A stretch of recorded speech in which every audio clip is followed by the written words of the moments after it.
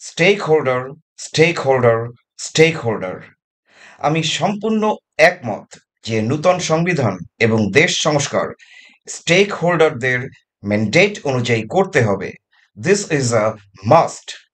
তাহলে প্রশ্ন হলো, সবথেকে ইম্পর্টেন্ট বা প্রকৃত স্টেক হোল্ডার কে বা কারা? People, people of Bangladesh, people in their individual capacity are the real and the only important stakeholder.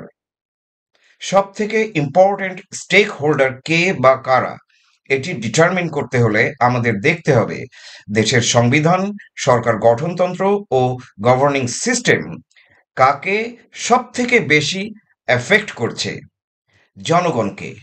হ্যাঁ, জনগণকে, কিন্তু জনগণ কোনো দলের অংশ হিসেবে না বা কোনো ইন্টারেস্ট গ্রুপের অংশ হিসেবে না, বাট জনগণ ইন দেয়ার ইন্ডিভিজুয়াল ক্যাপাসিটি, যে তারা প্রাত্যহিক জীবনযাপন করছে, এই জীবনযাপনের প্যারামিটারের মধ্যে তাদেরকে সব থেকে বেশি এফেক্ট করে।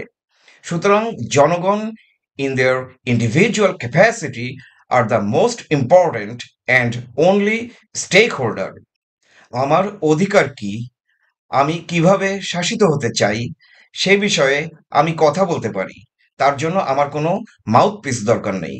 কোনো রাজনৈতিক দল বা কোনো ব্যক্তি বা কোনো গোষ্ঠীর মাধ্যমে আমার এটাকে প্রকাশ করার দরকার নাই। আমি আমার কথা বলতে পারি, এবং শুধু আমি একা না, বাংলাদেশের প্রত্যেকটা জনগণ বলতে পারে তারা কিভাবে শাসিত হতে চায়। এবং এই কারণে জনগণই বলবে তাদের নিজের কথা নিজের মুখে, যে তারা সংবিধানটি কি চায়, দেশের কি সংস্কার চায়। বাংলাদেশের প্রতিটা মানুষ বা কালেকটিভলি জনগণ, তারা তাদের নিজের কথা নিজের মুখে বলতে পারে, এবং তারা নিজের কথা নিজের মুখে বলবে। তারা নিজের কথা নিজের মুখে বলে বলে দেবে যে তারা কিভাবে শাসিত হতে চায়, বা বাংলাদেশের নূতন সংবিধান কি হবে এবং দেশের কি সংস্কার হবে। এবং এটা তারা করবে তাদের সরাসরি ভোটের মাধ্যমে। যখন তারা তাদের সরাসরি ভোটের মাধ্যমে নির্ধারিত করে দেবে যে বাংলাদেশের সংবিধানটি এই হবে এবং বাংলাদেশ এই গভর্নিং সিস্টেমের মধ্যে চলবে, তারপর সেই সংবিধান এবং সেই গভর্নিং সিস্টেমের অধীনে নির্বাচন হবে, যে নির্বাচনের অধীনে যারা ক্ষমতায় আসুক তারা ওই সংবিধান এবং ওই গভর্নিং সিস্টেম অনুযায়ী দেশকে গভর্ন করবে। সো জনগণ, people in their individual capacity are the most important and the only stakeholder. তারা নিজের কথা নিজে বলবে, এবং তারা তাদের সরাসরি ভোটের মাধ্যমে নির্ধারিত করবে বাংলাদেশের সংবিধান এবং সংস্কার কি হবে।